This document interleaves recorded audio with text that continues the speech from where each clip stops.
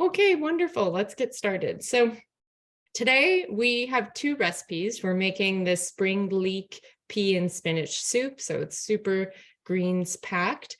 And we also wanted to do a little bonus, and we're making a chimichurri sauce. So I'll tell you a little bit about both, and then we'll start prepping our ingredients. They're both simple, easy recipes that can be easily interchanged for different ingredients. So we just kind of want to give like a background as to how to make these things. We're going to start with our, basil soup, yum. We're going to start with our spring leek spinach and pea soup. And so this one, it's dairy free, but I have seen this recipe before where you can add like a little dollop of cream and make it creamy. In the recipe, we included a thing of sourdough bread, which you're welcome to use for whatever purpose you like.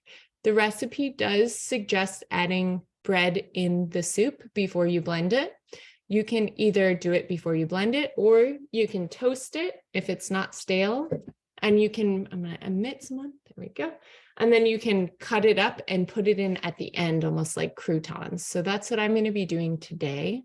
But I will let you know at the point in the recipe in which you would add your bread if you're going to do it before you blend. The other thing that we're making is chimichurri sauce. So chimichurri is often used in South American and Mexican cuisines, very, very much so in Argentinian food. And what it is, it's a sauce and also used as a marinade. And so it's kind of a piquant sauce, meaning it's very like strong.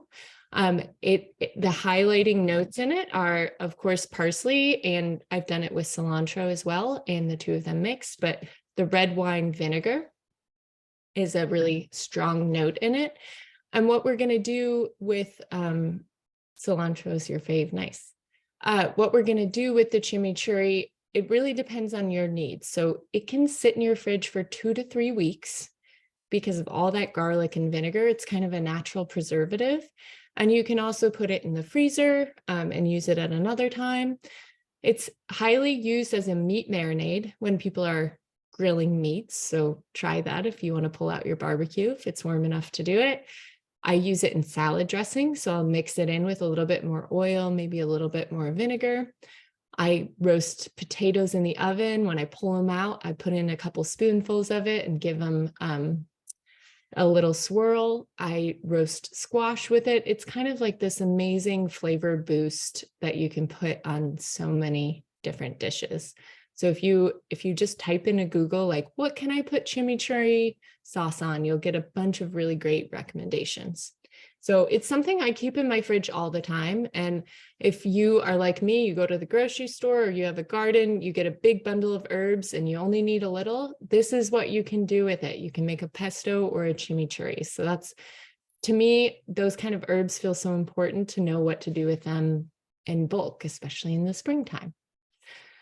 Okay, so again, remember, you can ask questions if you'd like to, and my name is Brooke, and Emily is here to answer any questions on the chat as well. We're going to get started with our soup, and the things that I have for that soup are, I got chicken or vegetable stock, either one could work great, salt and pepper, of course. I'm using this enameled cast iron pot, but really any pot works. You're going to start off by sauteing the vegetables, then we'll add the broth. So I love just keeping it to one dish. If you have something like this that you can saute in, not that big. The soup's not a huge soup. I also have, for when we fry our pepita seeds to put on top of this soup, I got a cast iron pan. If you don't have that, that's totally fine. It's just what I usually use to fry up. You just want a pan that can go on a high heat or medium high. We've got leeks, which are in the onion and garlic family. So you'll smell them. They're a bit sweeter than onions, and they're just make such great soup. Potato leek soup is an amazing one. Some spinach, a can of peas, olive oil, some butter. I have dairy-free butter today. You can skip the butter if you don't have any. Olive oil will be fine. Some measuring spoons. And I have a blender and a food processor. If you don't have those things, you can write us in the chat and we'll figure out a way to make it work for you. I'm using the food processor for the chimichurri. Could also do it in the blender. I just don't want to have to wash it during the cooking workshop. And then the blender is for the soup when I want to blend the ingredients. It is not the end of the world if you don't have a blender. You don't have to emulsify the soup. You can just have it as it is, as a chunkier soup. And that's an option for people who don't want to blend it. If your sourdough is not stale yet, something really easy you could do is slice it and stick it in the oven on like a low heat and just wait for it to get a little bit staler, or even put it in the toaster. Okay, so the first thing we're going to start with is our leeks. So you want to cut your leek. I have this shown here. So I still have some of the green, but the really dark green tops are gone. So that's pretty much how big it is, about the size of my forearm. And I'm cutting off the tops of the leek. So I want to avoid the outer sides of the leek because that is a lot tougher and harder to break down, though people can eat them. And what I always do is I peel off the first layer, or sometimes even the second layer of the leek after I've cut the tops off. And that's because dirt does hide in there. Oops, let's see. How can I get that on the camera? There we go. So they're going to need a good wash, but I'm going to get them prepped to wash. So again, you cut off your tops, the long green leaf. You can still leave some green. Some people tell you just to use the white part. I don't believe that. I think there's a lot more of it that tastes great. And then I'm using 3. You can use 3 or 4 depending on the size of your leek. And I happen to love alliums and I'm not sensitive to them, the onion family plants. So I'm going to use a lot. And you'll kind of feel what I mean about the super fibrous parts. So cut and peel. And then if you're a step ahead of me, you can give these a good rinse to get off any of the dirt. The last thing you want in the soup is to be biting into extra dirt. And it's really nice how easily the leaves of the leek peel right off, the layers. The common theme with alliums.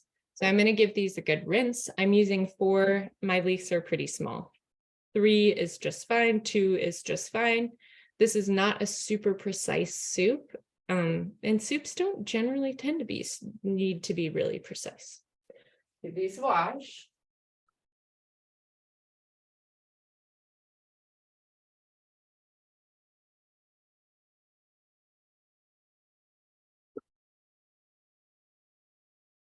If you haven't made potato leek soup, it's one of the easiest soups on the planet and also the tastiest ones.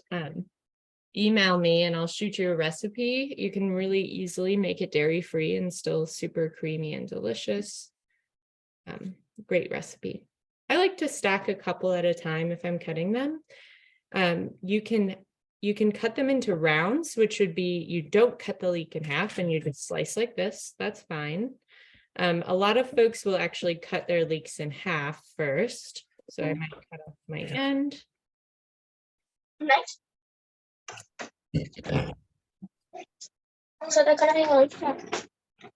And I sliced it in half.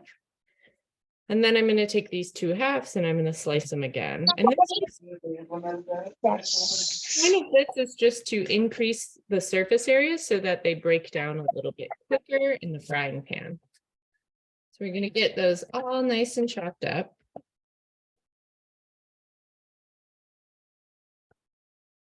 And if you're feeling any of the skins like that on the outside as you're chopping, it's like, oh, as I'm getting to the bottom, they're really tough. Go ahead and toss those. You don't have to hold on to them. But they really do soften quite a bit once you get them in a pan with some butter and salt and olive oil and some heat.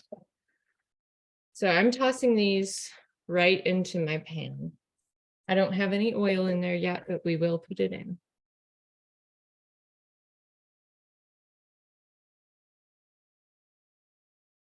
Now you can heat up your oil and butter first, or I always just toss it all in at once, give it a stir with some salt and pepper and let it go.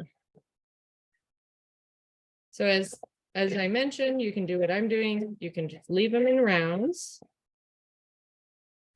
Hopefully, the one bad thing about rounds is they tend to roll off your cutting board. So just like carrots, very jumpy.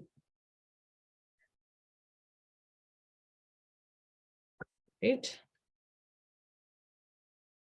And these are bringing quite a bit of the flavor to the soup. I'm probably going to take one more layer off of this one because it feels a little bit thick.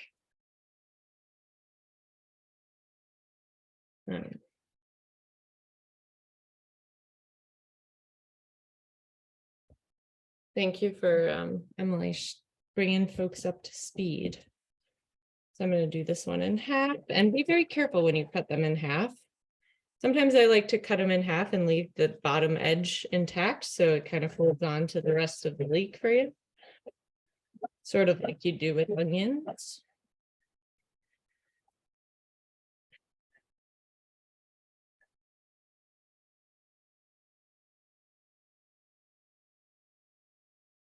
Okay. And now you'll notice this recipe just said like a pat of butter. I am a little bit more liberal with butter when I'm making soups. I tend to use quite a bit of butter just because I think it stretches a long way with how many servings you get. So if you like butter and you're not trying to cut back on that in your diet, you're welcome to use a little bit more. I'm probably going to use a couple tablespoons, and I'll show you that in a second. And if you're a step ahead of me, go ahead and turn that burner on to like a medium heat, medium low, depending on how intense your stove is. And put in a couple tablespoons of olive oil and some butter. I'm going to do in a second. Okay. Clean-ish station. Great. So I'm going to use regular olive oil. So I'm going to use 3 tablespoons. You don't always have to measure yours out. If you feel like you know what 3 tablespoons is, don't bother. But 1, 2, 3. And it may seem like a lot, but this is stretching over the whole soup. And you probably will want to use some at the end too, just as a nice drizzle on top. This is an earthier soup. It's really vegetable packed. So just consider that. And then I'm going to use about 2 tablespoons of butter. Get that situated at the bottom of your pan. And turn it on to, I'm doing medium heat. And I'm going to give it a little stir, followed by some salt. So I'd say about like a ½ teaspoon is good. We can always add more to taste towards the end, but the salt helps draw that moisture out of the vegetables, which is great for this soup. And leeks are like onions. You cook them till they're translucent. That's when you know they're done. If you put some butter in, you can use your spatula or whatever you're cooking with to break it up a little bit. And guys, I do want to warn you, I have a dog and you may hear some dog barking at some point, and hopefully that's not alarming to anyone. Okay, so we've got our leek soup on medium. The leeks are cooking in there. We're going to start to chop up some garlic. Now, when you're using, I've made this mistake before. I usually, if I was to make a soup with garlic, I would put like 6 to 8 cloves in it, just because I like using garlic. But because leeks are in the same family, they do have a lot of the same flavor profile. So you don't want to use that much garlic. This recipe will just use 2 cloves. You could get away with 3 cloves depending on the size. So we're going to do 2. Some things I like to do with garlic is use whatever knife I'm using to push down and break the garlic apart until it's flattened. That way it easily pops right out of its shell, casing, whatever it's called. And sometimes you might get a little piece stuck, but There we go. And then I cut off this end here. That's not, it's really fibrous. That's where if you were to plant your garlic, the new roots would come from. And folks, you can just, well, it's not the time of year, but you can plant garlic cloves often that you get from the grocery store in a garden and watch them turn into whole garlic plants. And I am just mincing this garlic up. And if you're blending this recipe, if you have a blender and you're going to use it, you don't have to chop it very fine because it is going to get blended and broken down. If you're not using a blender, I would mince it as much as you can. So for folks who are just catching up, we've cut up our leeks. We've put them on medium heat in a soup or stock pot. And those are getting cooked with a couple tablespoons of butter and 3 tablespoons of cooking oil or olive oil. And we are chopping up 2 cloves of garlic that are going to be joining in with those leeks shortly.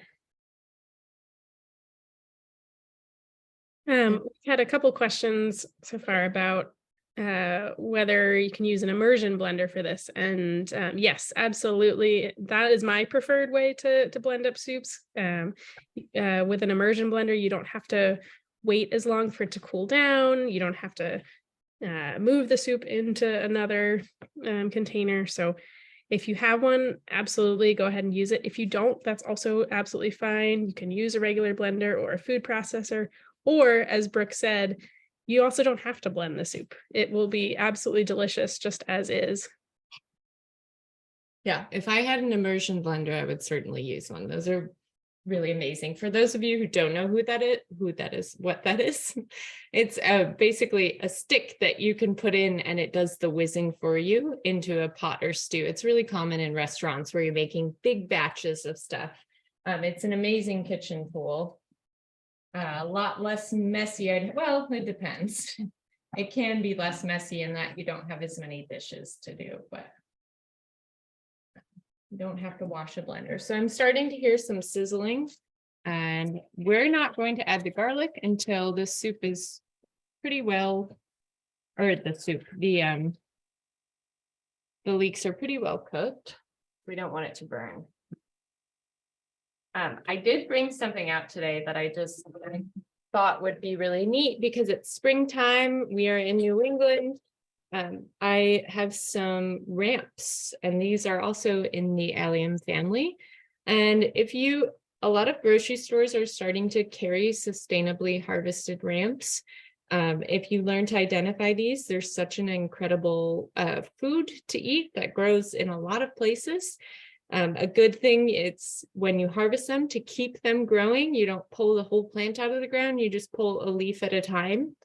And this is just something I could totally see interchanged for the leeks in our recipes. You could use these wild ramps. Oh yeah, that's Andy. Andy has experience. Emily, would you mind reading what Andy said about the? Sure, yeah. It says the only issue with immersion blenders, getting the leeks twisted around the blades. Yeah. I find it's helpful to just do a small little bit at a time, or like start towards the top of the soup and work your way down, and just keep it moving so things don't really get caught as easily, if that makes sense. And the more cooked the leeks are, the better it'll be. Yeah. To make them a little longer. And if you're noticing that your pot is a little bit dry, you can add some more butter. You can add some more olive oil. So whatever you want to do. Maybe mine's not quite dry, but I want more butter. So to clarify, we're going to cook everything first before blending it up. So not blending yet on your blender. Right. So yeah, I just thought I'd throw that in. If you ever see something at the grocery store, or at your local co-op, or at the farmer's market, ramps are in season right now. They're wilds. They're called wild ramps, and they make an excellent substitution for leeks. Okay, so One thing, if you want them to cook and steam a little bit faster, is you can cover them, but you don't need to do that. In the meantime, while we're waiting for these leeks to cook down a little bit, we'll talk about doing our pepita seeds. So pepita seeds are a type of pumpkin seed in the pumpkin family. They are so good. They're just my favorite seed to work with. And you can taste them raw. They're tasty, kind of plain. What I really like doing with them is toasting them. And I'll toast a bunch and keep them in a mason jar for a while. Get them, oh, of course, I swallow wrong. Get them really crispy, and you can use them on salads and just bring them as snacks like you would nuts. So I'm going to do like a very informal recipe for toasting raw pepitas and making them cooked. So I'm using a cast iron pan, and I'm going to put maybe like a tablespoon of oil in there. I don't want to put too much, but I do want it to evenly coat the surface. So I'll start with a tablespoon. I'm going to use something to spread that oil out on my pan.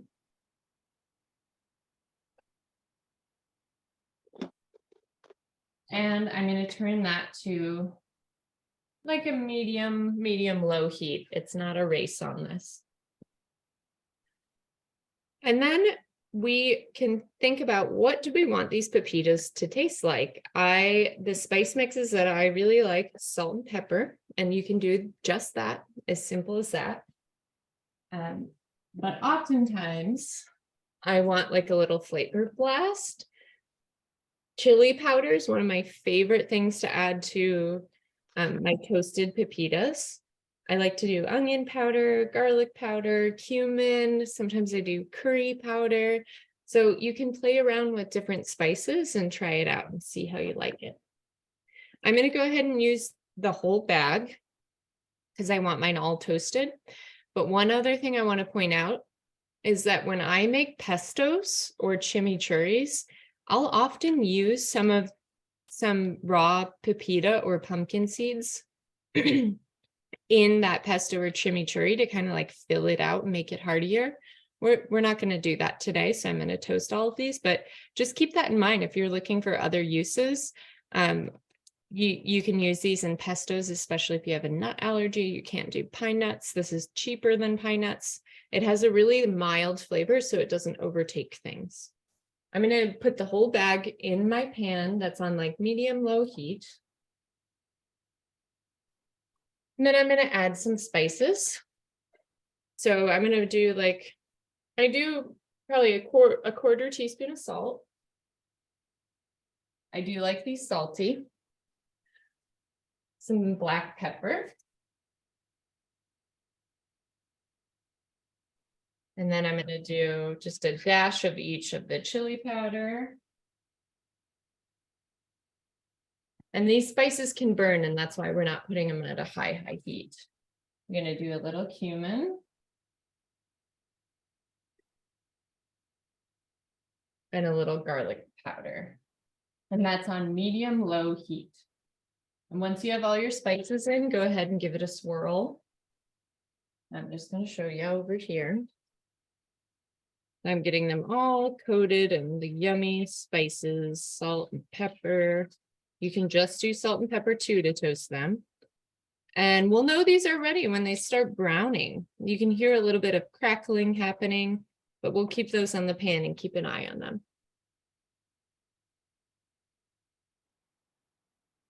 Okay, switching gears back to our lovely soup. I've got these leeks looking like they're changing color quite a bit. They're softening.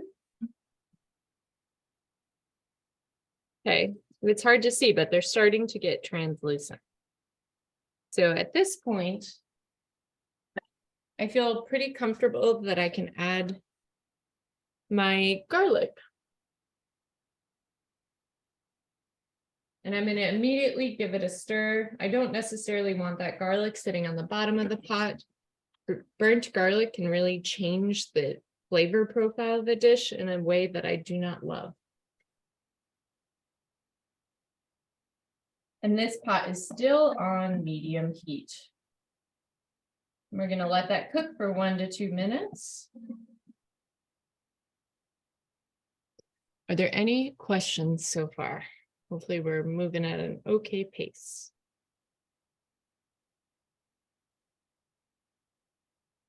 I don't see any questions in the chat, but if anyone has anything, feel free to unmute yourself. All right. Now I'm just getting my peas ready. We're going to drain the juice or the water that's in there with the peas out. We don't want that. And this could really, as Emily said, be great with fresh shelled peas. But we're not quite in that season yet, so we'll use these for now. And I just use the top of the lid and I press down to drain them. Doesn't have to be perfect. If you want to rinse them in a colander, you can, but not necessary. My peas are ready, and I've also got my spinach. We're using 6 to 7 ounces. Most bags of spinach are 6 to 7 ounces. You can just check that. If you're not super into spinach, I highly suggest not using all of the spinach. You could use a quarter, a half, 3/4. But the recipe calls for 6 to 7 ounces. I think with all the other flavors going on, the spinach gets masked, but I think it's just such a really great, healthy addition to this soup. Makes it very springy. And you could also use frozen peas for this recipe. You could, yeah. I think our recipe that we pulled from is using frozen peas. Great. And just probably like 1 more minute, and then we're gonna sneeze. Hold on. Okay, and then we're going to pour in our chicken or vegetable stock. Either one is fine. Okay, so hopefully your kitchens are starting to smell nice. There was a question of garlic powder or onion powder. I'm guessing this is in reference to the pepitas. Yeah, both. Either one, both. Yeah, whatever you prefer. Yeah. I suggest anyone, if you can, it's going to be hot, but just try what leeks, if you haven't before, what leeks and butter tastes like. It's just heavenly. Thank you for saying bless you. And frozen mixed veggies could work. It could alter the flavor quite a bit if there's like carrots in there and other things. What are you working with?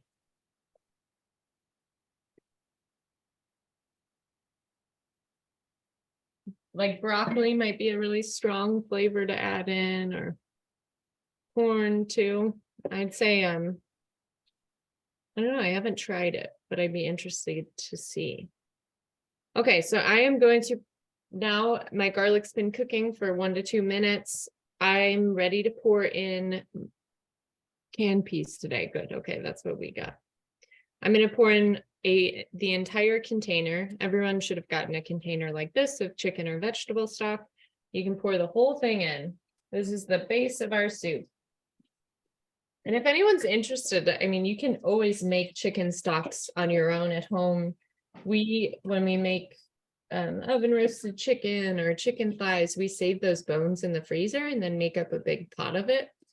And you can add some onions or even onion skins. Like a lot of things can be used to flavor that stock. So if that's ever something people want to cover, send us a message about it and we can chat about it. So right now I'm gonna let this go to a boil before I add anything else in. And so I'm gonna close it. It's okay if you can't close yours, but that'll happen a little quicker for me.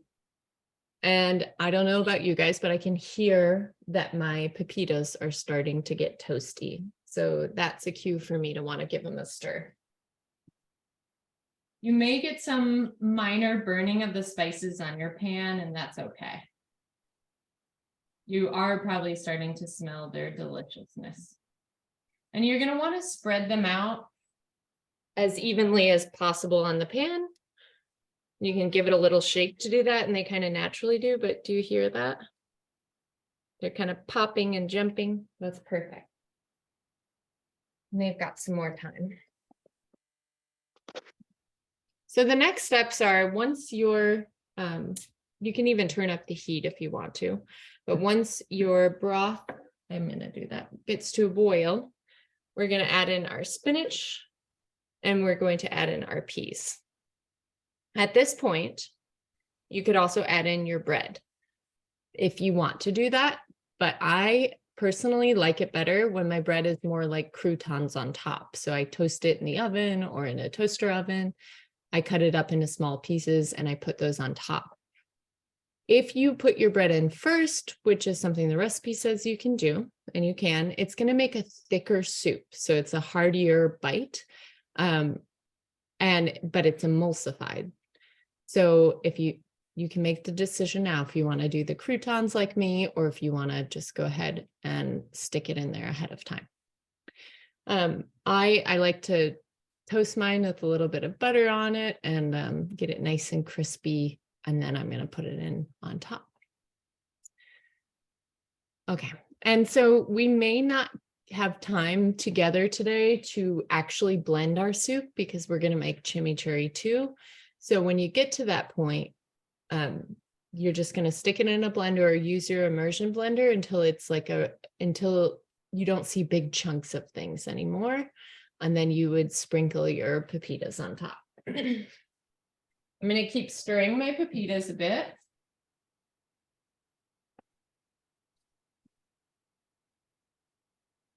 This is such a nice like party trick that when I make a salad or something, I always roast pepita seeds like this, and people just love it. And so I highly suggest trying it on your own. It looks like we have a question. Go for it. I got a question for you. Hi, my name is Jose Benvenuti.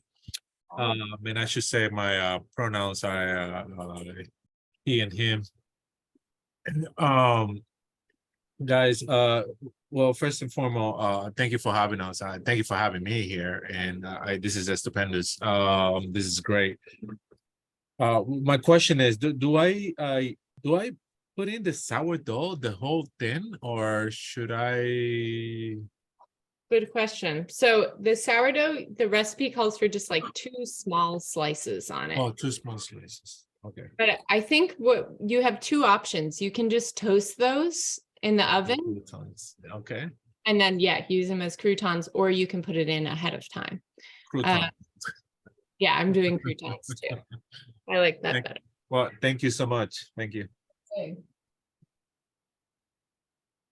Okay. And so you might be seeing your pepita seeds starting to turn from green into a more like brownish hues, and that's a great sign. Keep stirring those. The middle is always going to be the hottest part of your pan, so you may move them off into the sides if you want them to cook a little bit slower. And I think I'm about to be at a boil. Cool. Everyone's doing good. So I would say just hold off if you're going to add your bread later as croutons. Just toast them right before you're going to serve the soup. And we want to build in a little time for that soup to cool before you stick it in the very hot blender. We're also going to season this independently. So we've only put in a pinch of salt, and we're going to let you guys taste your soup and see how much salt you want to add or how much pepper, because everyone has different bodily needs and different bodily tastes around salt. All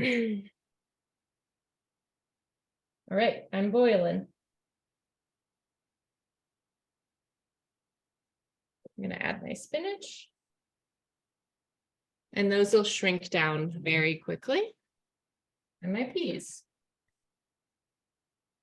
Great. And I'm going to stir those ingredients in.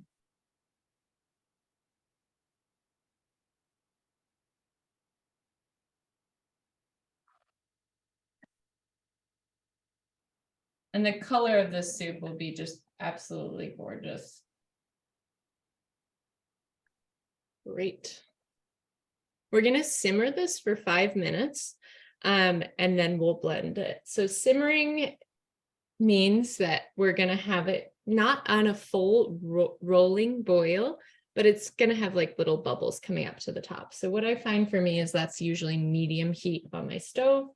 I'm going to leave it uncovered so I can keep an eye on it, and just keep in mind that it's 5 minutes. If you're a person who likes to use a timer, you can definitely do that. But really we're just trying to cook these spinach greens lightly and get the peas to absorb some of the flavor. This is also like a pretty good time to do a taste test to see, what do I still want to add to this? All right, stirring my pepitas. They're getting there. They're not ready, but they're getting there. Maybe I'll show you a little close up of what mine look like for those who are not cooking right now.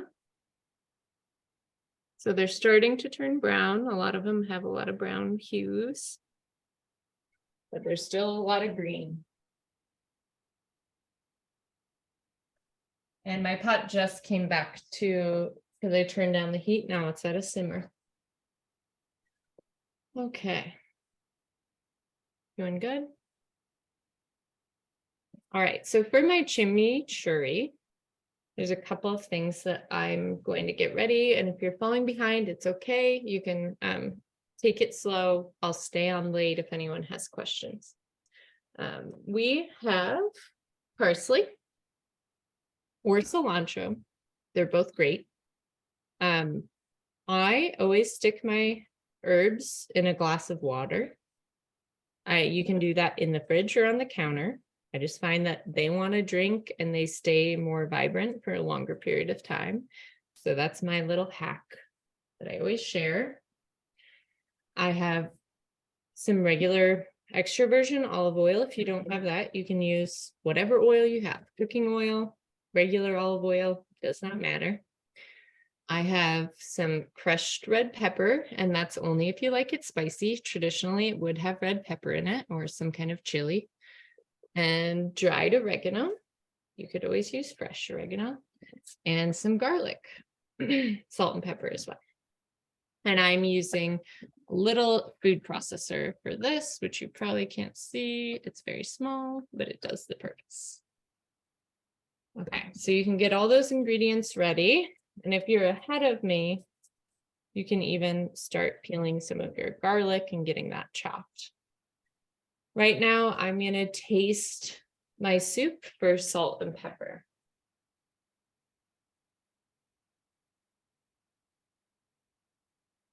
Give it a good stir first.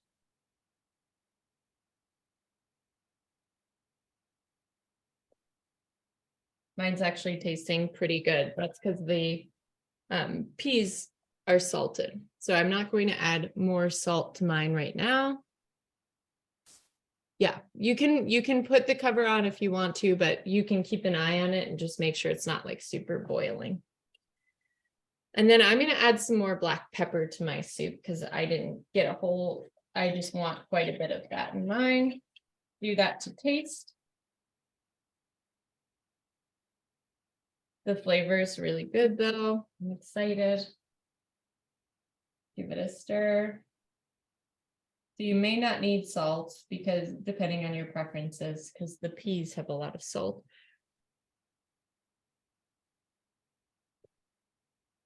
Perfect. Okay, so this has been simmering for a little bit.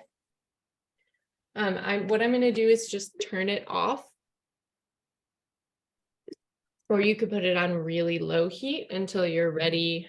I would just turn it off until you're ready to put it through the blender. I'm going to cover it, push it off that high heat. And now I'm going to return my pepitas and I'm seeing what I want to see. I'm getting these crispy brown colored pepita seeds. All right, so these are done. Something you can do to get the excess oil off is you can line anything you want, a plate with a paper towel, and that'll absorb some of the excess oil from them. And that's what I'm gonna do now. And then we'll jump on our chimichurri. We're doing great on time.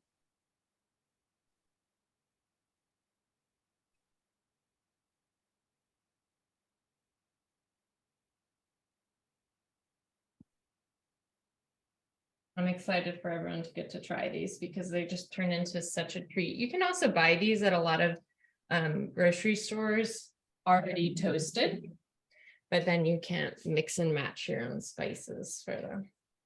And so I'm spreading them out on my paper towel to get that excess oil off. Great. And you can hear them crackling. I don't know if you can hear that, but making me hungry. I'm going to set those off to the side. Beautiful. Okay. So we can go ahead and prep your chimichurri. We're going to use 4 cloves of garlic. And I'd say if you have tiny cloves, do 5 or 6. If you have medium cloves, do 4. If you have large cloves, do 3. So this is what I would call a medium clove. Let me clean myself up here a little bit. Right now, nothing should be on your stove. Once your pepitas are done, they're done. And your soup is turned off. If you would like to cover it, you can. If you don't have a cover, maybe try using a plate. If not, no worries. So I'm going to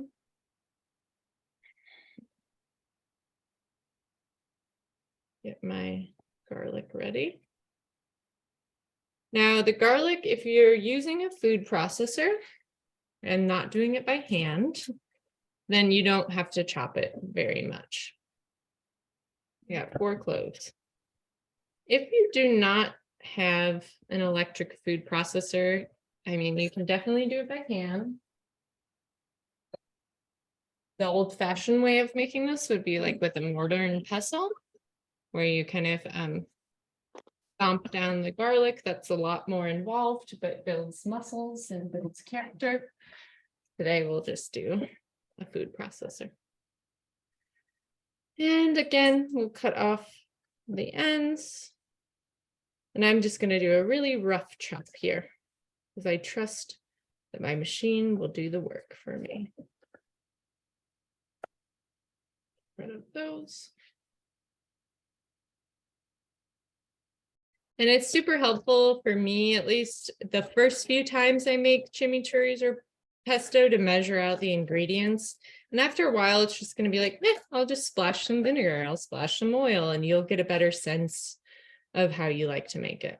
So I always put the garlic in first into the food processor. This is 4 cloves, quite a bit. And I'm going to mute myself while I run this because it is going to be a little bit loud. Let's see. Be right back.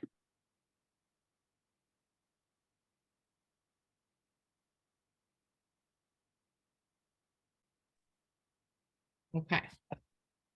Cloves have been run through without destroying everyone's ears. Okay, next we'll do the parsley. So this is always kind of a tougher part, is like figuring out how to eyeball how much you want to use. So the recipe says a 1/2 cup of chopped parsley, and we can look at this for measurement, but I really think it's more of something that you'll want to do by your eyes, by your own judgment. I like to line up the stems to make this really easy for myself, where I've got all the leaves close to each other. That way I'm not spending extra time chopping stem and having to pick it out. And if you see any leaves that are like icky, yellowing, you can pull those off. I'm going to start here. Right now I have 1, 2, 3, 4 stems. I cut the ends off, and I'm actually going to use these. So stay tuned and hear what I do with the stems of my plants. And there's not a super scientific way to do this for me. I just kind of roll it into a ball and do a rough chop, and that's because it's going through the food processor. You might be asking, what happens if I get stems in it? Because it's really hard to get stems out. That's fine. The vinegar, the olive oil, it's all going to break down together. There's always going to be some stem in there, and that's totally okay. And so right now I just chopped that little bit, and I'm at, I don't know, an eighth of a cup. So I'm going to do probably double what I just did, which is about half of my big helping of parsley. And you can pull these off first, you can pull off the leaves second, whatever you want to do. Hang on to those stems.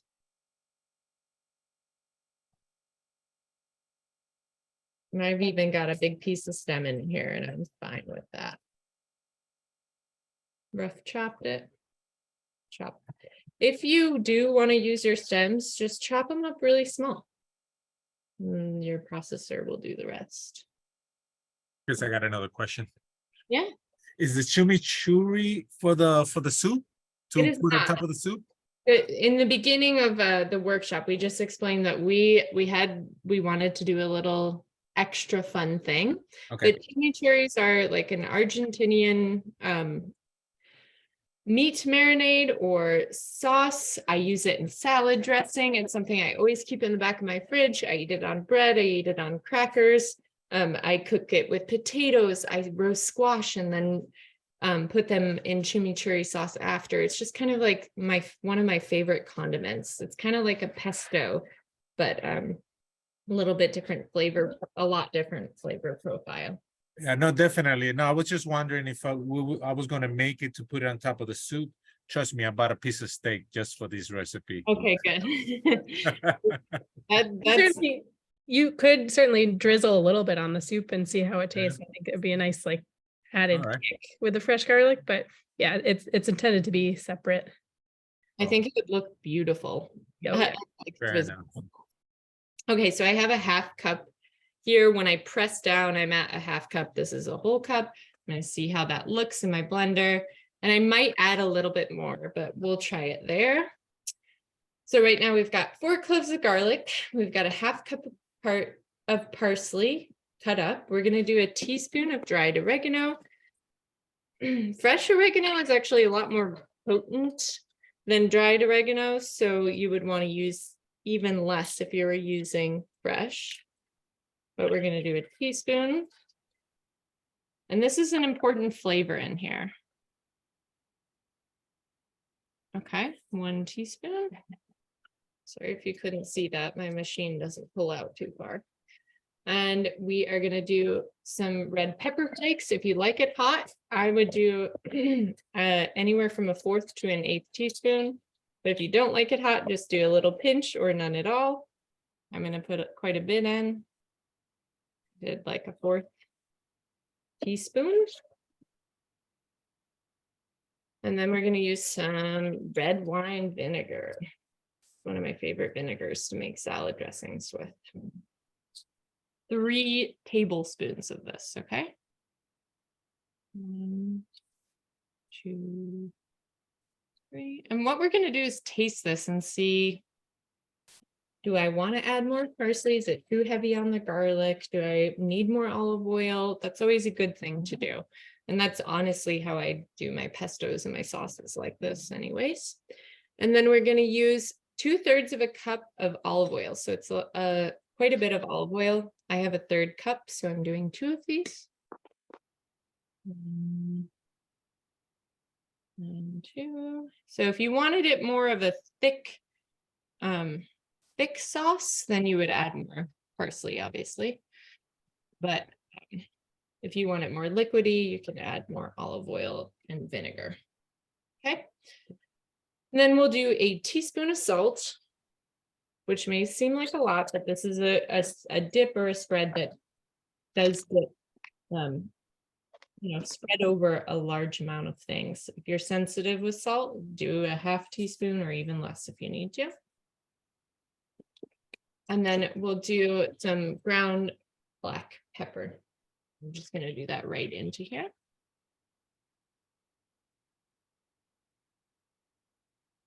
And then I will be muting you again, so you don't have to hear this machine. BRB.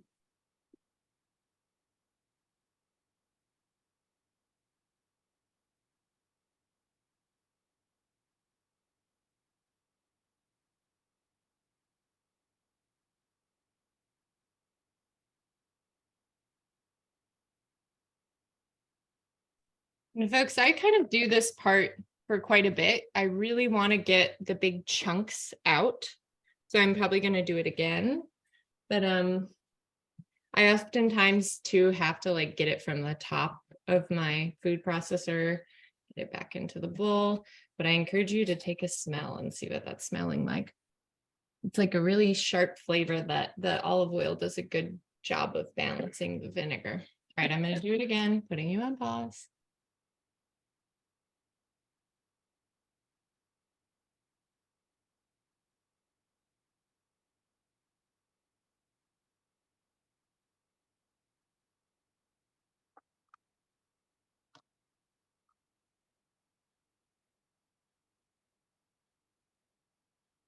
Great.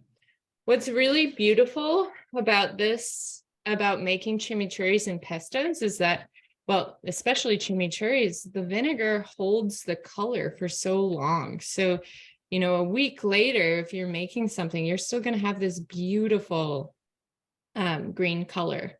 It kind of has natural preservatives of vinegar and garlic in it. So it's great. I'll put that in a dish so folks can see it. You'll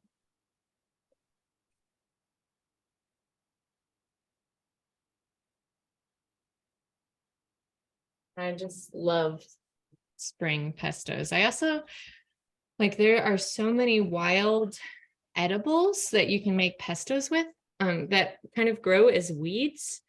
I'm gonna pour that in front of you.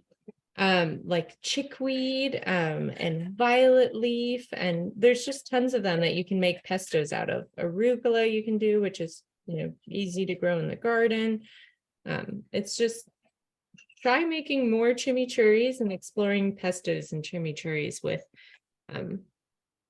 different plants. It's really fun to do. Some of them might not be as good as others. And you could certainly do this with real, not like pepper flakes, but like dried chili if you like heat, or fresh chili too, when it's seasoned for that.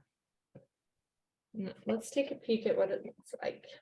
Just my mouth is watering already. It's so beautiful. It's really hard to get it up close. Yeah, so it's like a little bit watery consistency. It's perfect for drizzling. Like that. So good. Yum. And then, as mentioned before, you can use these.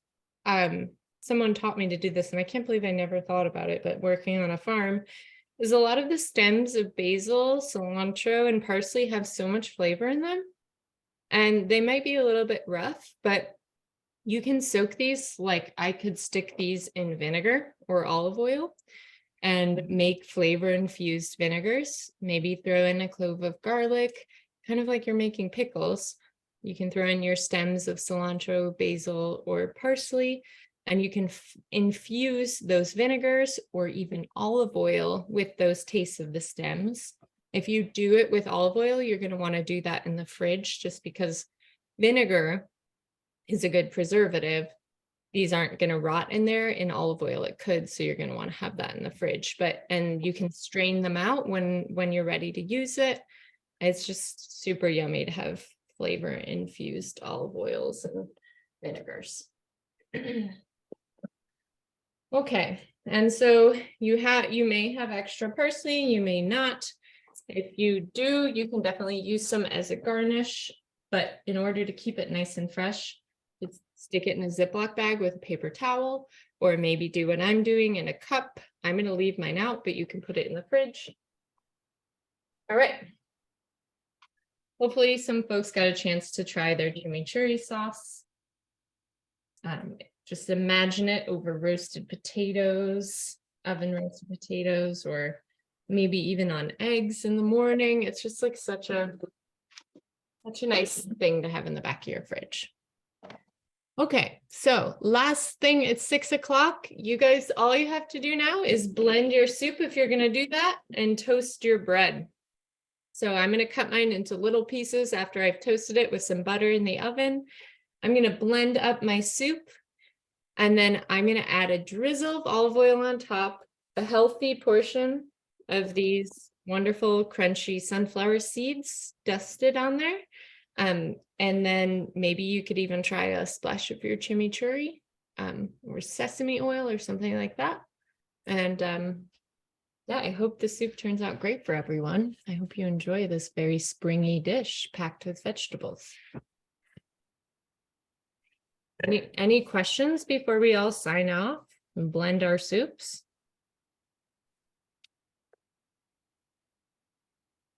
I think people are busy cooking away. It was a pleasure, but I really got to sign out. Okay, thank you for coming. We'll see you soon. Oh, I forgot to say, my favorite plant. It will be a natto plant, and scientific name will be Bixa orellana. And yeah, it's normally in the subtropical, Central or South America. So there you go. Thank you. It's part of my presentation for this week in class. Oh, lovely. Perfect. Take it easy, folks. Bye-bye. Hi, it was great. The soup's gonna be wonderful. Thanks so much for joining us. Glad to have you all. I Send had us- a question. Yeah. We used a blender for the chimichurri instead of, because we didn't have a food processor, but it kind of emulsified. It looks a little bit like more together, I guess. It's not really like the oily. Can you show yours? Yeah, I will show mine. And that's, I think it'll separate out a little bit better when it sits for a while, but this is kind of, oops. Yeah. That's what mine's looking like. You can Yeah. always add more olive oil or more vinegar to make it a little bit thinner. Because maybe you put in a lot more parsley or something like that. So try experimenting with olive oil or vinegar, Okay. tasting along the way. Great. Yummy. Okay. Emily, I think we're good. Do you want to end the recording? Alrighty, will do. Thank you all, folks. Enjoy. Bye.